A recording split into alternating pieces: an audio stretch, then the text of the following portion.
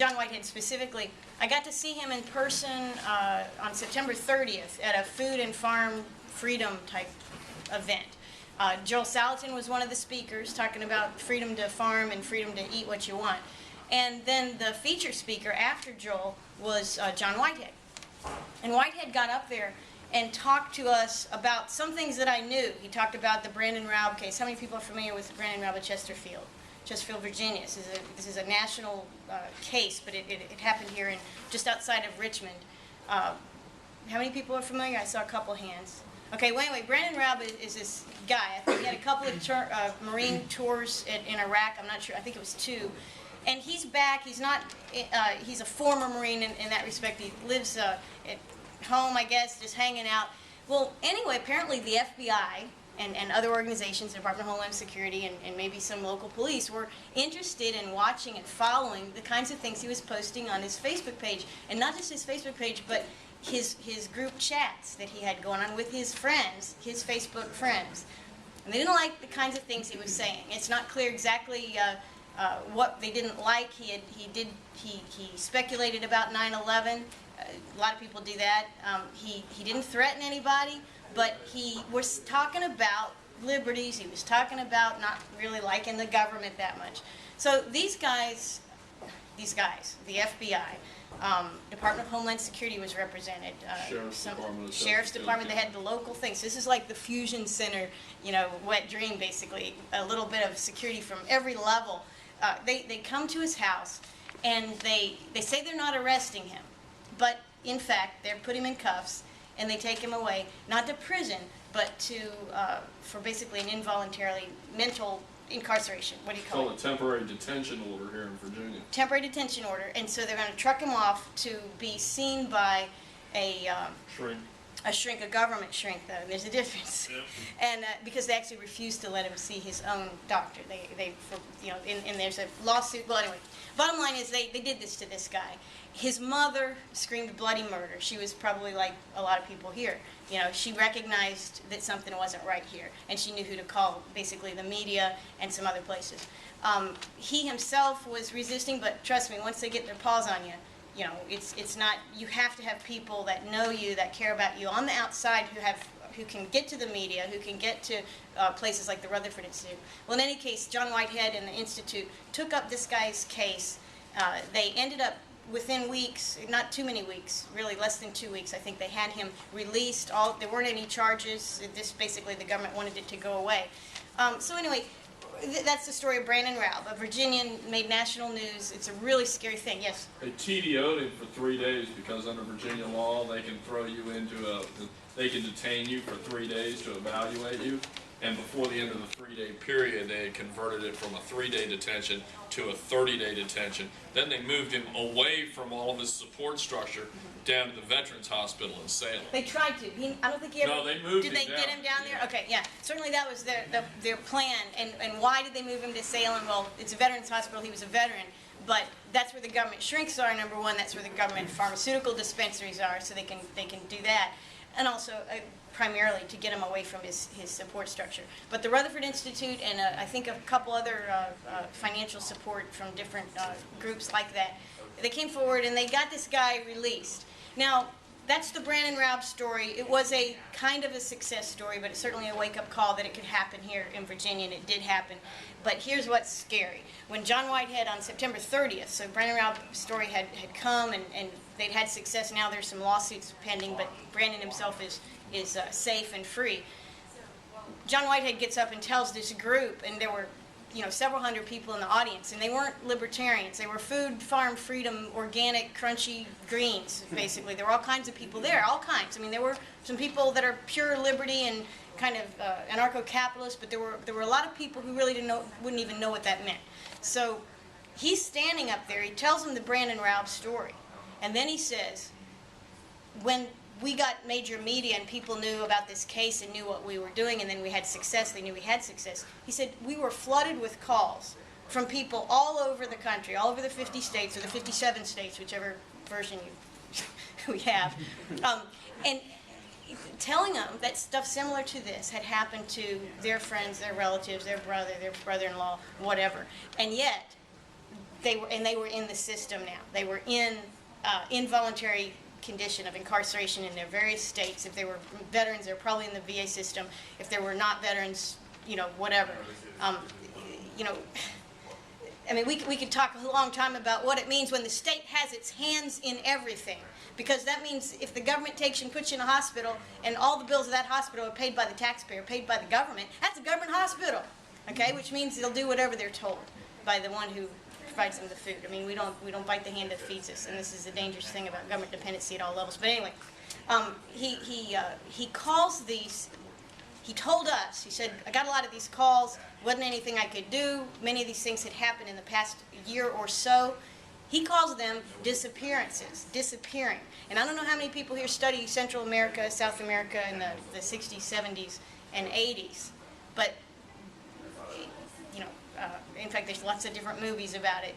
But this disappearing of people, basically the knock on the door. It's not just communist Russia in the 1930s. The knock on the door, you're gone, and that's it. They don't hear from you again. They might find you someday. They might find you dead. They might find you alive. You might be released, but bottom line is you disappeared, and you disappeared because you angered the government. We have that going on in this country, and I personally consider myself I stay on the internet, I read stuff, I think I know what's going on. And when he told that, when John Whitehead told that group that, nobody really, I mean, we could not believe it. Even people predisposed to believe it, like myself, were shocked. Because that's the country you're growing up in. That's the country you're inheriting from a bunch of people. Many of them will, talk about Constitution and talk about liberty, talk about land of the free, and they don't know what the hell they're talking about. Because that's not the country you're living in today. And that's not the country you're going to have to deal with. It is a dangerous, dangerous place. And it's not dangerous because of the way your parents tell you, oh, college is dangerous. You might, there's car wrecks, there's all kinds of things that can endanger you. No, your government is dangerous to you. And this is what I kind of learned. Well, anyway, I've got a short video here from that. One quick thing. His last sentence in the commentary news release that he put out about the lawsuit that he's filing against the Virginia the Inspector General of Virginia, because he says, this laws were not followed, they were violated because they just basically wanted to get this guy. But his final thing is, the attorneys point out that if Facebook posts and other forms of expression like Ralph's, which make no serious threats of harm to any person, can form the basis of involuntary civil commitment, then Americans no longer enjoy free speech. It's just that simple. And there are a lot of veterans who postulate they're doing this primarily to veterans because once you're in the system, right, you can no longer possess weapons. That's you can right. no longer own It's weapons. also very likely to be one of the side justifications of the government's part of doing this, because it is risky. I mean, people, you might get the wrong politician's kid. You never know. You could pick up the wrong guy and have a problem. They picked up Brandon Raub, didn't think anything would happen. Something did happen. They were embarrassed. They got egg on their face. They had to release him, and it got a lot of publicity on the kinds of things they're doing. But one of the benefits is, for the government, is these guys are now unable to, they can't own weapons. He's going to have to sue to get his rights back. Yeah. Because, I mean, he didn't own any weapons either. That was the weird thing about him. This guy who's supposedly so dangerous, he never bought any weapons. He never owned any weapons. But now he's prevented from doing so in the future until he gets his rights back. Yep. So you turn on your television, your newspaper, read your newspaper. this is John Whitehead talking. 5 minutes. You're going to see something about fear. We live in a culture of fear. To those who are alert, there are SWAT teams going through people's doors up to $70,000 a year for the simple possession of marijuana. We're packaged fear from our politicians. We're told to fear terrorists, our next door neighbors. We have the government actually watching people who are taking pictures of monuments or whatever, reporting them to the police, and some of those people are getting investigated. The Department of Defense has been spending billions of dollars on local police agencies, sending tanks, armored vehicles, flak jackets, helmets. So the culture's become totally militarized. What we're seeing is the cowing of a population. It's happened in historical regimes before, where the army or the police, basically, in authoritarian regimes, take control, and people who exercise their rights in the streets, as we saw with the Occupy movement or other movements. Some of the Tea Party people, you get sprayed in the face. Some people get shot with rubber bullets, tasers.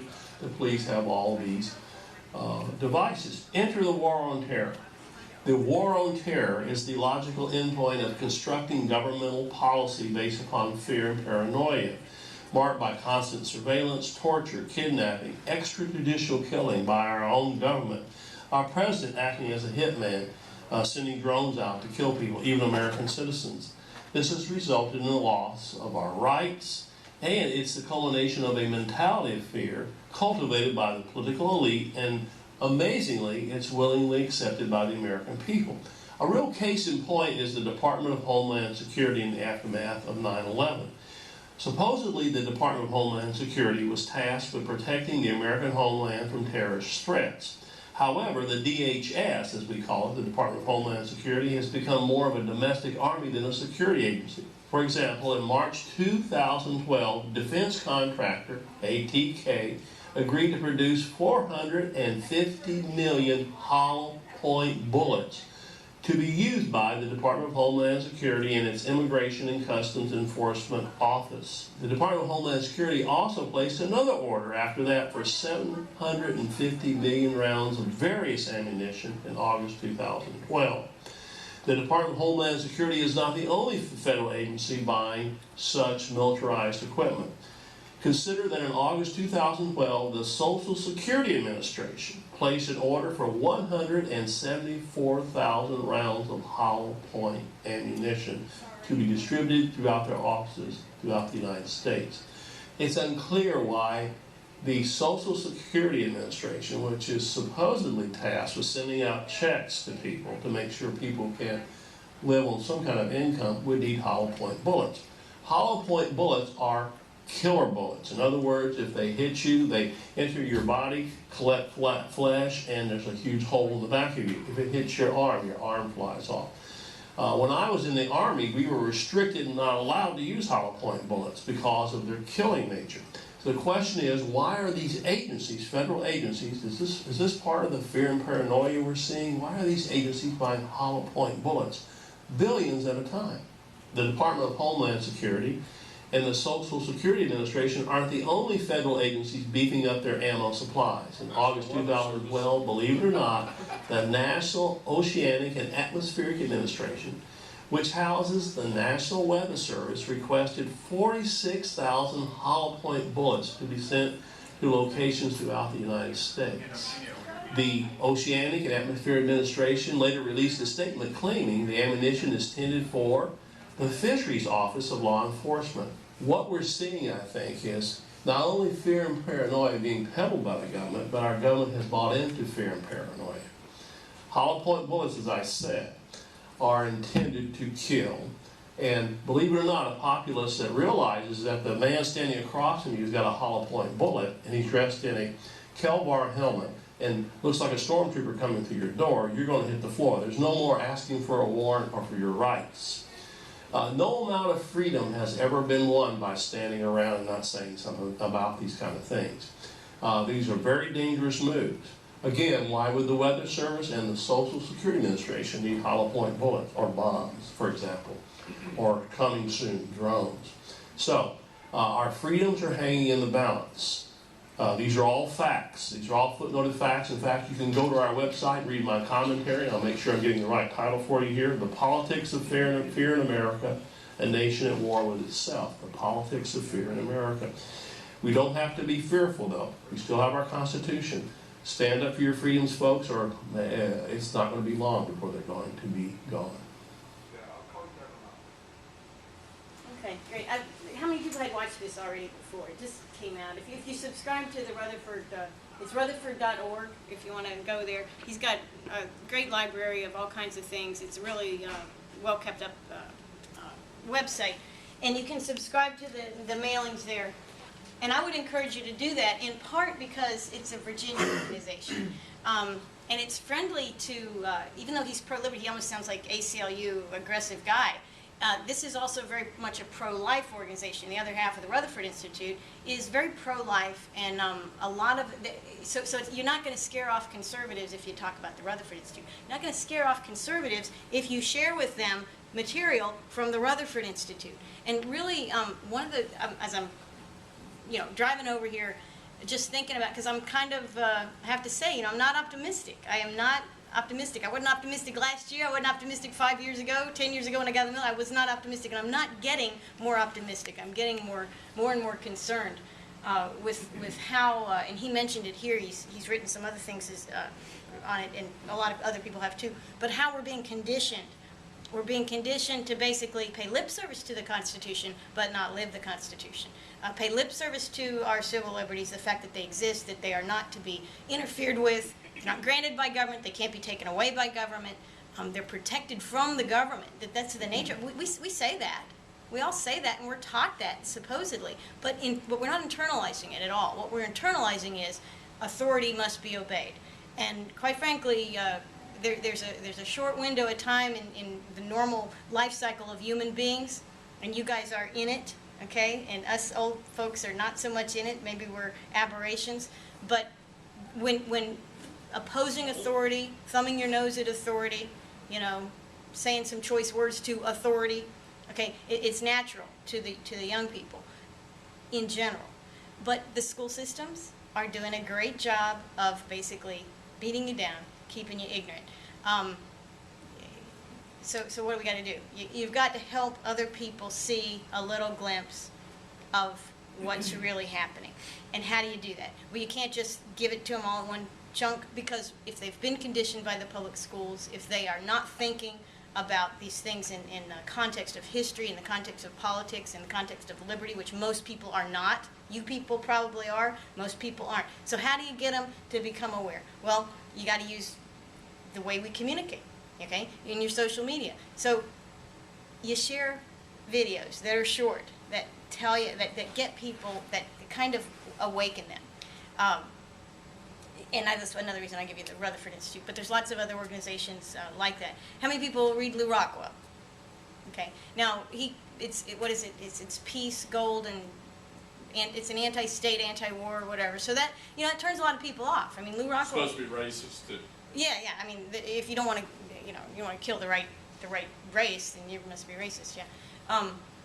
Sure. So Lou Rockwell. I share stuff from Lou Rockwell with a lot of people, and there's a lot of people who I respect and like and consider allies in this cause of liberty, who do not like to receive, you know, if they see Lou Rockwell there, they're not going to be receptive to it.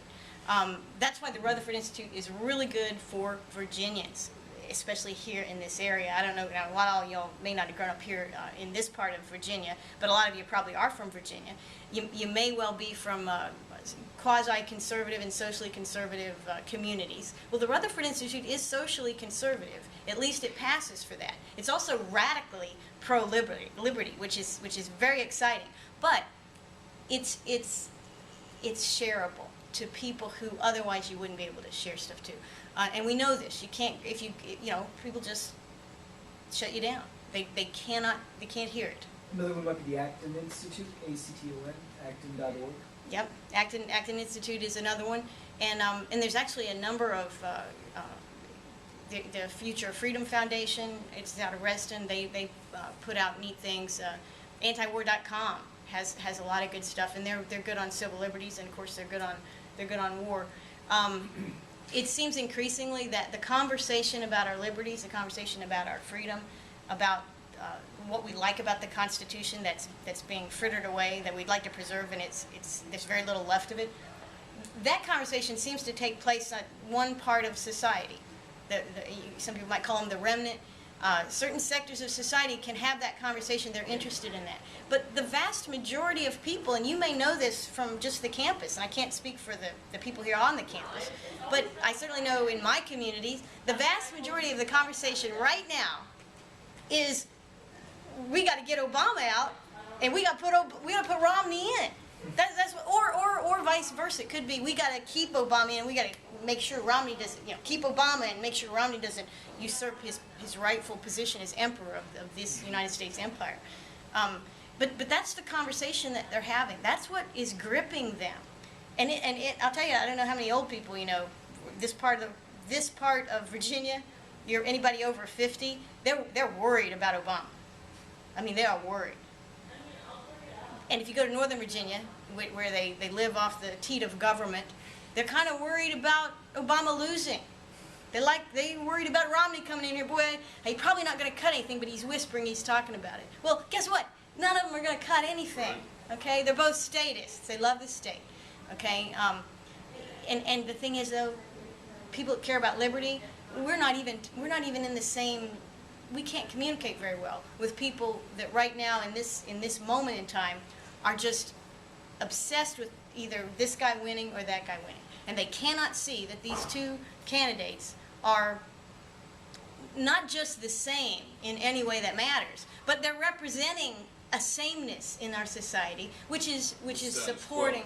It's the status quo, and it's statism, and it's what's tolerating and allowing this growth of the basically a police state in this country. You know, and yeah, we have freedom, and we can sit around and talk here with the door open. Sure, we can do that. But if they're disappearing people, and what John Whitehead told us was tens of thousands were the numbers. He said in California it was over 40,000 people had been involuntarily incarcerated. It's up in the thousands here in Virginia too. Yeah. So yeah, we can talk freely, and we can post all kinds of crap on Facebook, and we can share things, and we can hear about these things. But if in Virginia you've got 10 or 20 or 30,000 people that are being involuntarily incarcerated, 10 million. Yeah. What is and we don't even know about it? I found out about this basically 2 or 3 weeks ago. And I'm predisposed to be looking for this kind of thing. I'm predisposed to think the worst of government. And yet, I was surprised. So, yeah, we're the land of the free. Up until the time then we're not. Okay? Up until the time that we wake up and realize that we're not. So, he's right. You gotta live your freedom. You gotta take action. And we do need to build bridges with people in a way that they can understand what we're saying. And if it's a conservative, share with them Rutherford Institute, Acton Institute. If they're a historian, there are places you can share information. We can talk about the history of the growth of the state. So, there's lots of ways to connect with lots of different groups. And I think a very negative way or depressing way to look at it is, well, we all want to survive. Well, let me tell you, you don't survive on your own, you survive through your networks. So those networks have to include people that aren't just us people, that are not just capitalists, are not just libertarian-minded people. Our networks are going to include far beyond that. So it is our job, since we see it, it's our responsibility, since we see what's coming and we understand it in a way that really, quite frankly, you guys are the cream of the crop, in that you are seeing and interested in this, you are recognizing that something is very wrong. Okay, so, but we've got a network, we've got to teach and educate lots of other people and build our networks up. So worst case scenario, our networks will keep us out of. Brandon Raub didn't get locked up and disappeared, and he didn't because his mother screamed a bloody murder. Because even though his mother's a different generation, and she probably supported the Iraq War, the man went there twice to fight. She probably thought that was a patriotic thing to do, right? So she's not all anti-war, but she was predisposed to question government authority. Okay, so we need to build our network and grow our network of people that are predisposed to questioning. And you can do it, and there's a zillion ways to do it. But that's kind of what we have to do, and that's what I wanted to share with you tonight. And you do it one at a time. Sure. You do it one at a time, and we have huge benefit, at least for now, with the social media and the internet. Now, of course, the CIA, the FBI, every government in the world is all over every part of the internet. And how many people know about the big NSA center in Utah that they're constructing? Have you heard about that? Who's heard about it? Raise your hand if you heard about the big, it's southeast Salt Lake City. It's a massive NSA data center, and it's been under construction now for a couple years. It was funded a few years ago. And it's there to basically the giant vacuum cleaner, not just of the NSA that when I worked at it in the mid-90s, which was focused. Echelon was simple compared Sure. to Oh, yeah. And plus, we were, at that time, in the mid-90s, we were just transitioning into the illegality of monitoring Americans. We were just having a little dilemma with that. That dilemma has been solved, people. They're monitoring Americans, and they're scooping up all this stuff. And that will facilitate if we tolerate this other stuff, like the disappearing, the incarceration, the growth, who in the world... How dare they take money out of my pocket and buy a hollow point and put it in the hand of some jerk that works at TSA? How dare they? And yet they do it. They're you got to give them one thing. They got brass ones. They're doing it right in front of us with our money. And Homeland Security, they're running road blocks now in Tennessee, in Texas. Not just on the borders, well within inside our borders, they're running Yeah. roadblocks and they're doing That's right. checkpoints. That's right. And the TSA is expanding as the complaints in the airports lead some states and some systems to say, well, we'll go ahead and re-privatize that security function, which is basically as it had been. Basically, it was the airlines themselves would provide the security.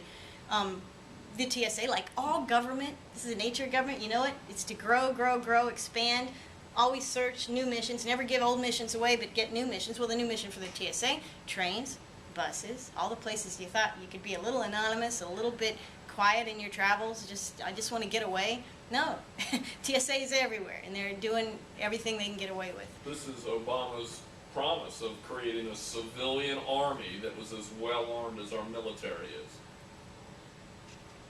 And there's a lot of them, even Yeah. here in Harrisonburg. Yep, that's right. And I always say, we used to say I have 4 kids, we say, well, somebody, either my kids or one of the cousins, somebody's got to be a lawyer because you got to have a lawyer. And I now think that you need somebody working for DHS in your blood clan, and somebody working for FBI, somebody where blood's more valuable, and they'll at least tell you if you're getting ready to be disappeared, you might get a phone call from your network. You know, that's wishful thinking, really. But anyway, it's not a pretty picture. So I kind of would want to hear, just if you don't mind, what's on your mind. What was your, I mean, you hadn't seen this particular video. How many people were kind of aware of this?